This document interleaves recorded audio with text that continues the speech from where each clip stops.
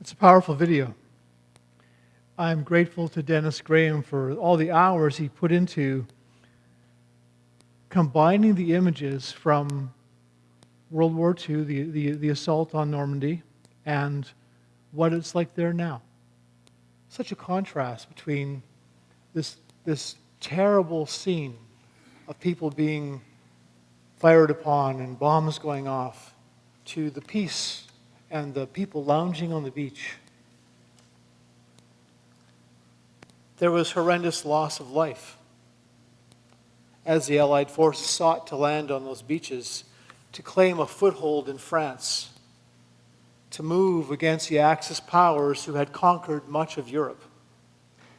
The Axis was dominated by Hitler's Nazis, who had riled up a triumphalist, nationalist fervor. The Nazis claimed they were divinely ordained and entitled to establish a vast new empire that they thought would last 1,000 years. It was a big lie, used to justify a campaign of greed and hatred and racism and acts of unparalleled atrocity. Make Germany great again, they said.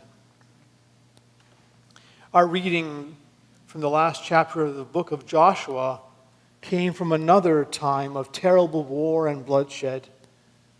Joshua was the leader of the Hebrew people. They were descended from a group of slaves that Moses had led out of Egypt. Moses had told the people that God loved them and wanted more for them than just being slaves. And he led them out of Egypt.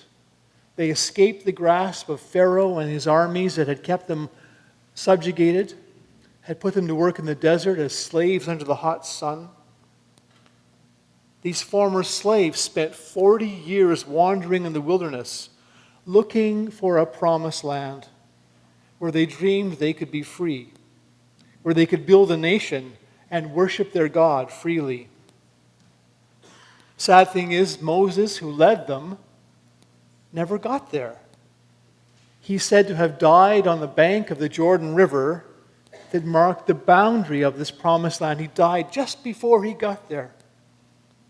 Before he died, he appointed Joshua to be a successor, to lead the people across the river, to bring his vision to fulfillment. You know, when I was growing up and going to Sunday school and heard all these stories about the Hebrew people moving into the promised land, we were never really encouraged to think about those stories critically, never to ask hard questions like, these Hebrew people are coming into this promised land.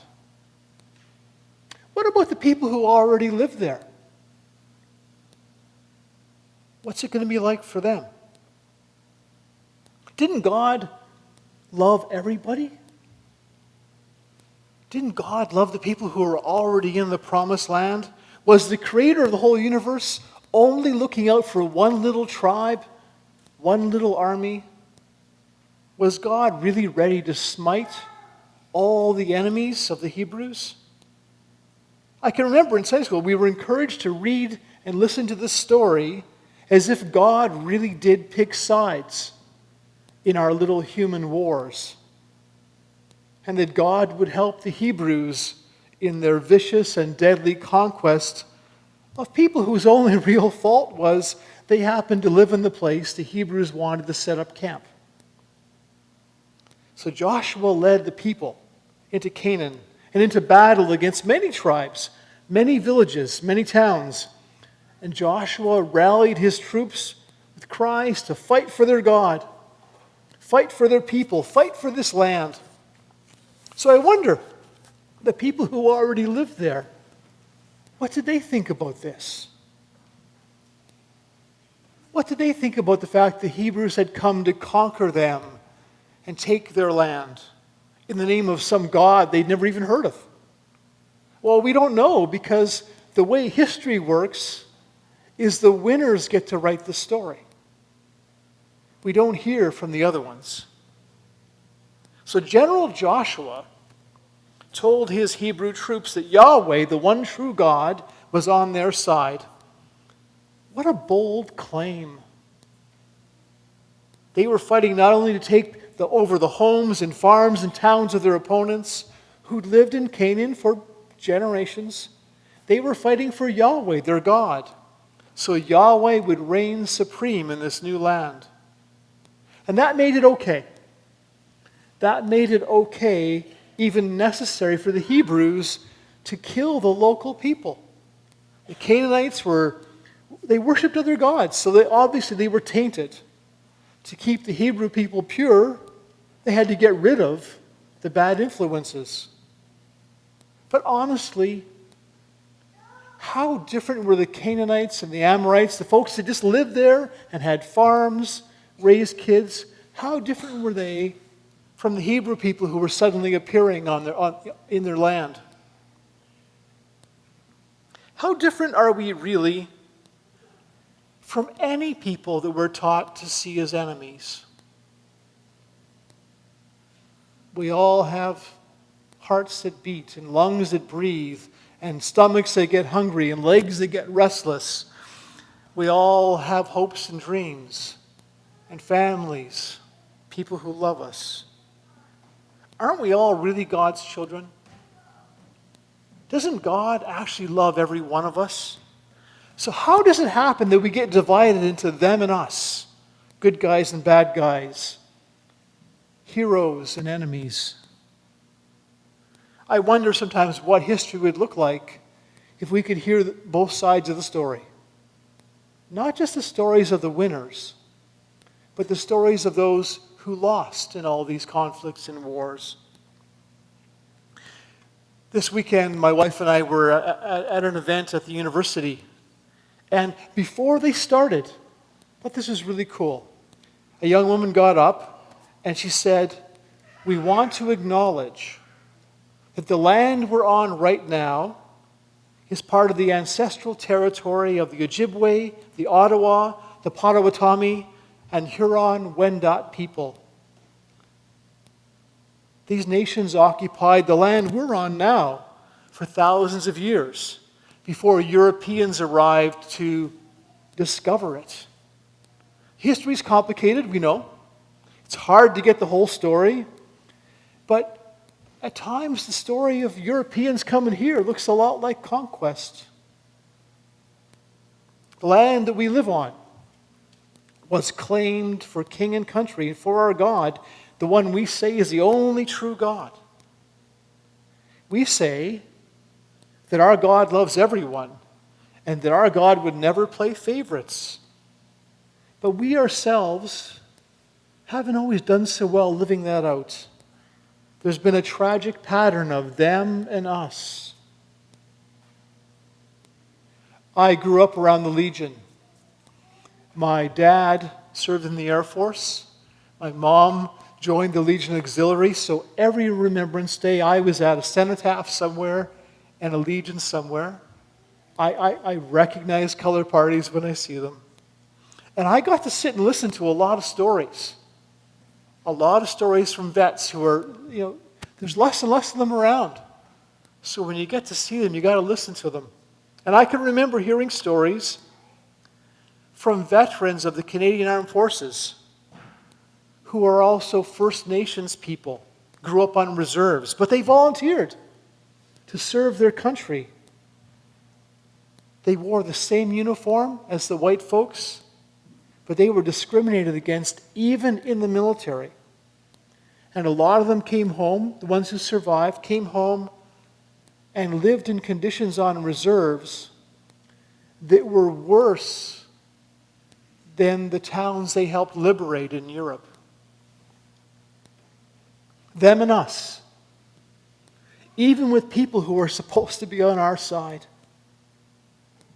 That video we saw, the Allied forces in the video were landing at Normandy, part of a push to retake territory that had been claimed in the name of the Third Reich. Third Reich was this vision of a future in which one nation claimed the God-given rights to conquer lands, to subjugate people, or slaughter them. That was the kind of thinking that over history has justified the colonizing of whole continents. And that's been the ideology that's been used to fire up and manipulate people and send foot soldiers out to their death. How different, really, were those young soldiers from Germany and the other Axis countries from the young men in the Allied uniforms who had to go out and fight them? They were flesh and blood. They had moms and dads and sisters and brothers. Most of them on both sides were raised as Christians, had families and loved ones waiting for them at home. And none of them really wanted to be there. And this is the scary part for me as someone in the religion business. Many people on both sides believed that God was on their side. So many terrible things have been justified in the name of one God or another. And it keeps going on today. Righteous anger gets whipped up, and people are fed this horrible, powerful lie that one group of people is better than another group of people. That one group of people is more deserving of life, of freedom, and a safe place to live. Maybe because those folks over there don't look like us, or don't talk like us, or they have different names for their gods. They've got different customs. We should be afraid of them. We should think of them as less than us, and we should fight them. Meanwhile, they're being told the same stuff about us. Them and us. And to be honest, even though God is often brought into it and religion's brought into it, the real conflict is usually about something else, totally unrelated to religion. Natural resources, land. How many Canadians have died fighting over oil or access to water, access to trade and shipping routes, or to protect the profits of huge multinational companies who often have interests on both sides of the war and are selling weapons and supplies to both sides? Maybe that wasn't what you thought you were going to hear this morning. But I think we need to watch carefully and to teach our kids and our grandkids not to take everything at face value.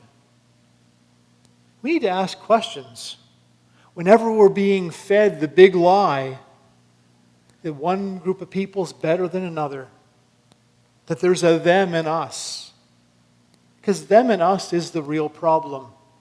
That's the thing that gets us in trouble. And using God's name to divide us and set us against each other, when we're all really, every one of us, we're all God's beloved children. What a sad and terrifying thing. So I think that's all worth remembering today as we take time to remember those who made the ultimate sacrifice. They took up the call to arms. They left behind homes and families and dreams, and they did it not knowing if they would return. Many didn't return. At the end of that video, we saw graves of young men from this county who died in battle and never came back.